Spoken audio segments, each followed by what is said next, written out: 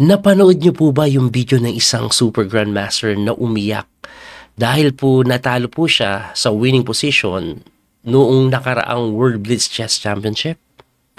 Yun po ay si Grandmaster Basil Ivanchuk, o mas kilala po yan na Vasily Ivanchuk. Isa pong legendary Grandmaster yan na kung saan noong time ni Garry Kasparov, world number 2 po yan. Napakalakas na player, very talented. Ang problema, nagkaedad na po siya. Siya po ay, kung hindi ako nagkakamali, no, nasa 56 years old na. At medyo hindi na po stable yung laruan. Siyempre, nagkaedad, humina. Pero, etong matindi. May ginaganap ngayon na torneo. Yung Port Minorca Open. Sa may Spain po ito ginaganap. At may ipapakita ako sa inyong kamangha-mangha. Ito po yun. Naglalaro kasi si Ivanchuk. At pagkatapos ng 4 na rounds, 4 out of 4 siya.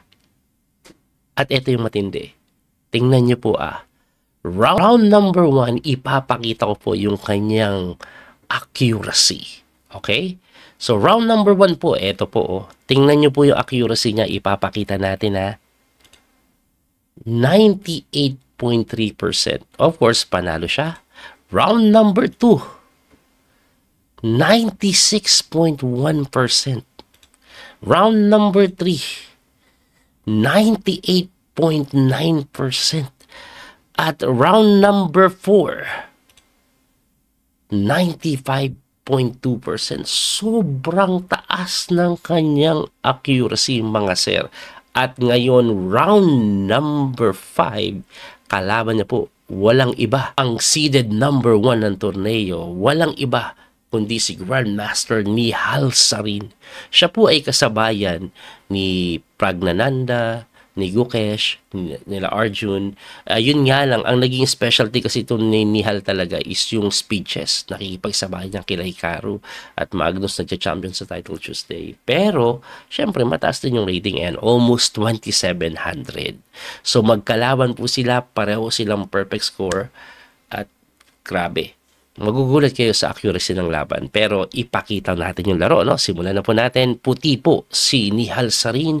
Siya po ay nag-E4, nag-E6 naman. Ito pong si Ivanchuk, talagang French po yan So nag-D4 po yan, D5, Knight C3. So ang pinili po ni Nihal Sarin yung may pagka-winower in case na mag-Bishop B4. Pero tumira lang po yan ng Knight F6. So, naging ano po yan, para magiging signage yan pag nag-E4 Pero ang tinira po niyan is Bishop G5 na classical variation. Of course, pinin po yung kabayo, gusto pong magtulak.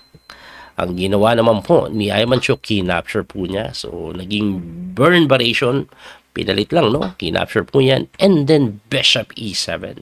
Pagka Bishop E7, kinapture, and then Bishop takes, kinapture, takes, nagkapalitan lang. At yan po ay linya dito talaga sa French. Mabilis tumira si Ivanchuk kasi lagi niya ginagamit yan Anyway, pagka Queen F6, Knight F3, nag-castling, and then Queen D3, a little bit weird from a normal Bishop D3, pero yan po ay linya talaga na kung saan ang intention po ng white ay mag-castling sa queen side. So pagkatira po niyan, nag-Bishop D7, simple development, nag-castling, hindi, akala ko magka-castling. Nag-Queen E3 muna, a very weird way to play. Para saan yung Queen E3? Hindi ko po una maintindihan. Pero linya pala to, siguro ang plano niya ngayon, ilalagay ito dito. Kumbaga, hindi muna siya nag-castling sa queen side, abay, medyo antabayanan muna yan. So, ang ginawa po, Knight C6, which is linya at sinagot ng castling. Abay, ako talaga yung naguluhan. Para saan niya Queen E3? Siguro kasi, pag wala yung Queen E3 mo, may E5. Wow. Baka yun, no, mabubuksan. I see. So, eto, walang E5, binantayan. Hindi ako sigurado, pero yun, malamang yun. Anyway, linya kasi yan At si Ivanchuk, ang tinira, novelty na. Ang linya pala is this one. Rook F1 to D8, of course, para mapunta sa open file. Pero Ivanchuk, yung isa ang nilagay niya. So, first time po nagamit yan sa torneo. novelty na. Tingnan nyo, bilis tumira ni Nielsa rin. Lamang na siya ng 5 minutes. Samantalang kanina lamang si Ivanchuk, diba? Anyway, nag-Bishop C4 develop. At pagka Bishop C4, Knight E7 lang. Pagka Knight E7, Knight E5 na sinagot lang ng Bishop C6. So, ang ending according sa engine evaluation, mukhang lamang sa space yung puti pero equal lang daw yan. At pagka Bishop C6, kinapture po yan, binawi ng kabayo, may pressure po dito sa may D4, kaya dinipensa ng C3, tapos umikot na naman, Knight E7. Ang idea po ng Knight E7, dalawang bagay yan eh. Gusto pong gumalaw ng Knight kasi yung Knight sa C6 wala na pong binibigay na magandang tira yan. Dito lang siguro pero atrasan ka lang eh. Pangalawa, later on tumpon kasi kailangan niya ma-break to by playing C5. Siyempre, tatimingan po yung C5 dyan. Anyway, pagka Knight E7, nag-rook lang po sa E1 open file. Nag-C6, hindi nag-C5, napahiya ako konti. C6 lang, solid ang approach ni Ivanchuk dito. Solid. So, pagka C6, nag-bishop sa D3, knight D5, inatake yung reyna, tumakbo sa may G3, tapos queen F4, endgamein lang ni Ivanchuk na kinapture takes and then umatras yung bishop. So, equal daw po ito. Equal yung pyesa. Ang pinagkaiba lang, bishop po yung kay Nihal Sarin. Knight naman po kay Ivanchuk pero nag-rook D7 para magbaterya sa D-file yung mga tore. Kining mo ba lang, nag-rook D8 na nga and then nag-A4 lang, nag-expand na sa may queen side. Nag-A5 naman, wag kang magulo, steady pulso ka lang dyan. At pagka A5, nag-G3, tumakbo, knight D5 of course, bubalik and then nag-rook sa E5. Maybe ang intention, bukod sa pwede mag-doble, pwede mag-C4, babagsak yung A5. At some point yan, hindi pa pwede agad-agad kasi may knight B4 pa eh. Anyway, nag-king F8, activating the king, nag-bishop sa C4, mali ako nang sinabi kasi inarangan niya yung kanyang pawn. Anyway, nag-G6 and then rook lang sa may E1, dinoble na nga. Pagkatira dyan, H5, talaga nagsosolid. Ito pong si Ivanchuk na sinagot ng H4 naman. And then, King E7, activating the king. King D3 yan, endgame. Lalapit talaga yung king sa gitna. Nag-King D6 and then F3. Punat, no? Pero ang F3, tingin ko ang plano mag-G4 gagawa ng play sa may queen side. Anyway, nag-rook sa may H8 si Ivanchuk. Ayun na nga.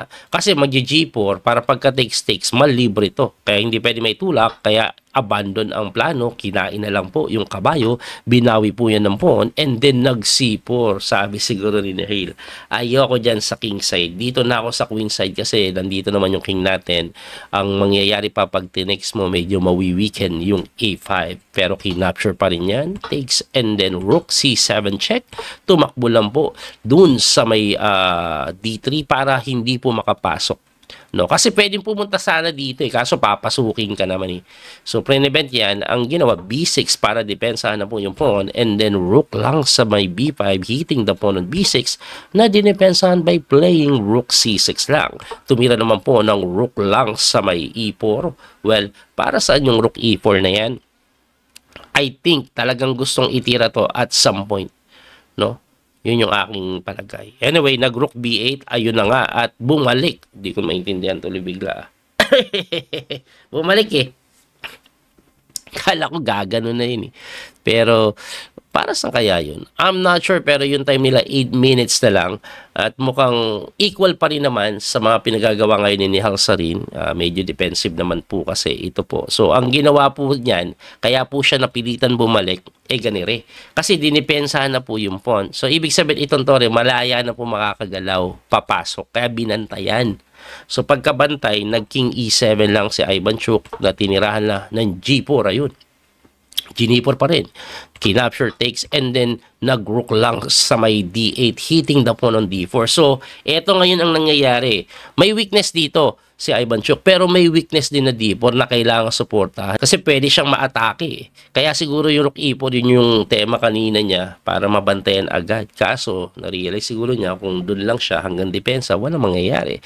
Kaya ayun. Anyway, pagka rook D8, bumalik yung E4. Didepensa niya nga talaga. Nag-King F6 naman si Ivanchuk, chinek, tumakbo, and then tinulakan na ng pawn. Medyo talaga nagpipilit si Nihal Sarin dito with 40 seconds on the clock. Nag-rook lang po sa may D6. Ayan na, pinipilahan na yung pawn. Kuming move lang, pagka king move, rook lang sa may d7, kinapture yung pawn, binawi ng king, and then tinulak yung pawn. Pwede siguro chumek at some point, pero bumalik agad yung king, and then dun sa kabila, para may pasok kung sakaling umangat, no? Papasok sa ilalim. Anyway, nag-rook c7 lang yan, papasok din siya. Binantayan na kung saan mali na daw. Ibalik ko lang bigyan ko lang kayo ng idea. 36 seconds dito, sinihal Sarini. 4 minutes pa mahigit itong si Ivan Chuk. Pagkatira po ng rook sa may h2, naging 31. Ibig sabihin, tumira yan with 1 seconds on the clock. 1 second. Wala palang S. Ang ginawang rook h2, the idea is to guard the c2 kasi papasok. Pero mali kasi nawalan po ng bantay ito. Ayan o. Nawalan ng bantay. Nagkaroon ng rook c4. Na-hit yung d4 at yung pawn sa may a5. At the same time, na-miss niya na yun pala yung pinakaplano talaga ni Ivan Chuk. Ibalik ko lang po, no? Equal daw po kasi ito Pakita natin. Ang tamang tira ba? Matindi po d5 or even b3 ka lang muna para depensado yung pawn. Ayan, b3 pinakasimple pala equal. Anyway, yun na nga ang ginawa at napasok ni Ivan Chuk. Ang accurate ni Ivan Chuk. Promise, makikita nyo accuracy pagkatapos ng laro. So, dumipensa, kinapture. So, 1 pawn up, biglang lamang si Ivan Chuk. So, tumira po ng king move. Umilalim yung tore, pumasok, counterplay pero umiwas lang. Tinulakan, chinek, tumakbo doon, pinin, dumipensa, hindi pala depensa, ka-counterplay dito. Yung palang plano niyan. Anyway, kining g6 lang, and then pumunta na nga doon, ini 5 check, tumakbo, and then kinapture yung tumira naman ng rook c3. No? Magtataka kayo kung ba't hindi kinain. Kasi pag kinain, may kain din dito No, dilinis. So, binantayan na lang yung pawn kasi eto pag-asa niya yung pawn na to. So, tumira po yan ng rook d1 to hit the pawn, pero kining muban, bumalik. Check na naman, bumalik, tumipensa, tumakbo yung king, chinek, umangat na naman, umatras. Kung mapapansin nyo, ba't bumabalik-balik sa Ivan Chuk? Segundo na lang po sira. Binibilisan na lang ni Ivan Chuk para umangat yung oras, malagdagan ng ilang segundo. 30 seconds kasi increment per move. So, nag-king c2, tinulak na yung pawn, pumasok yung tore, umangat lang yung tore doon. I think the plan is to go something like this and then capture na gano'n. Kaya tinulak yung pawn, tinulak lang din. Pinapalit pero pinaspon lang. At ito po yung winning na kay Ivan Chuk. Pero walang oras. Si Ivan Chuk po, popular po siya na pag time pressure na nanginginig. At malakas mag-blunder. Namimiss siya nga kahit one move checkmate Kaya nga siya umiyak noong nakaraan World Blitz Chess Championship kasi completely winning yon, napatalo pa niya dahil sa time pressure. Anyway, pagka A4, inatake yung pawn, inatake din yung pawn, nag-attack yan, kinapture, takes, and then umangat. Ayan, babagsak yung pawn sa may D5. Anyway, inatake yung pawn sa may A4 na binigay na. Bakit? Ang ending kasi kahit makain yan, 2 pass pawn at ito po, medyo madali na para kay Ivan Chuk. So, umilalim, tinulak. Lumapit yung king, lumapit din yung king, lumapit yung king. Oops, nag-resign. Bakit? Kasi po, itutulak na yung pawn. Ngayon, sabihin nyo, coach, pwede naman bantayan. Pagkabantay mo kasi ito pa rin. Pwersado ka dito, tatakbuhan ka lang ng king, and then boom, boom, boom. Kahit magtulak ka, kahit yung isacrifice na yan kahit magtulak ka, actually pwede isacrifice yan, pero wag mo muna isacrifice. Mamaya mo na isacrifice pag nasa ilalim na. Ayan, bantayan mo. And then this is unstoppable. At dahil doon, Ivan Chuk, grabe. Perfect score.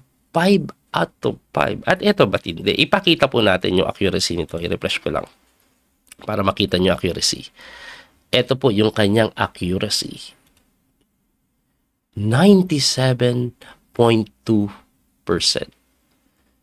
Grabe performance ni Ivan Chuk. Parang bigla siyang bumata ulit at gumaling masyado. At natapos na po yung 8 round. Isang round na lang po ang nalalabi. Actually, anong nangyari kay Ivan Chuk sa 3 sunod? Ito po, pakita ko na Ayan, no? So, pagka panalo niya kay Nihal Sarin, natabla po siya kay Lu Xianglei, Grandmaster Lu Xianglei. World Junior Champion yan. Malakas yan, mabilis yan. Tinalo niya si Magnus sa World Blitz Championship dati. Tapos panalo. Tapos natabla siya sa tumalo kay Magnus dahil may suot na lero, si Alisher. Tapos last round, ayan, si Pranesh ang kanyang kalaban, Grandmaster from India. Batang Grandmaster lang din po yan from India. At ito po ang kanilang standing as of the moment. Leading si Ivan Chuk with 7 points out of 8. Grabe Tapos si Nihal Sarin, nandyan pa rin. Lu Xianglei, si Suleimanov, yun na nga yung nakarilong tinalo si Magnus, si Pranes. Ang daming Indian na malalakas actually, ang daming Grandmaster dito nakasali na malalakas din Mga former 2700, si Sam Shaklan, andyan din Anyway, yan po ang nangyayari sa kasalukuyan na kung saan talagang nakakabilib, no? Kasi may edad si Ivan Chuk, biglang gumaling ulit. Kala ko talaga magre-retire na yan nung umiyak Pero wala, chess player talaga. Hindi niya mapigilan maglaro pa rin. At eto na nga, nagpapakitang gilas pa. Abangan po ninyo yung magiging final result nito. Gagawa ko ng video yung round number 9. Pag may mga suggestion pala kayo or reaction sa video natin para mas ma-improve natin yung ating paggawa ng video, i-comment nyo lang po. At kung kaya natin gawin natin. Muli ito po yung Coach P, Master Daniel Causo. Hanggang sa muling pagkikita. God bless po. Bye-bye. That little mouse, 'cause I'm an albatross.